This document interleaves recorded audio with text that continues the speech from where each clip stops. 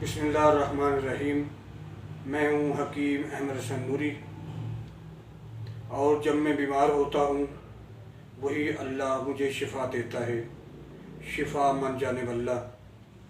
آج ہم آپ کو بتائیں گے جوڑوں کا درد، جوڑوں میں سوزش کا ہونا، جوڑوں میں کھچاؤ ہونا، بیٹھنے اٹھنے میں تکلیف ہونا اور چلنے پھرنے میں تکلیف کا ہونا۔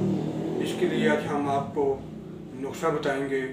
یہ کھانے کے لیے ہے: سرنجان شیریں 50 گرام، زنجبیل 25 گرام، سنا مکی 50 گرام۔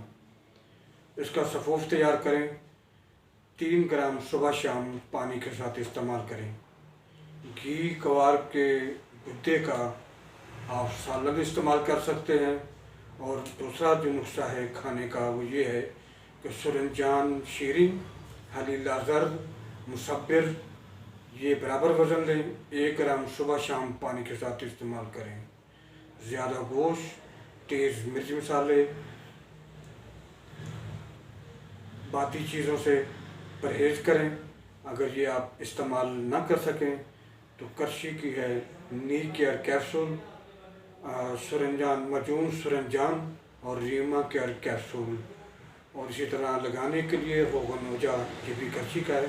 اس کے ساتھ آپ گھٹنوں میں آپ مساج کریں، مالش کریں، انشاءاللہ آپ کی گھٹنوں کی تکلیف ٹھیک ہو جائے گی۔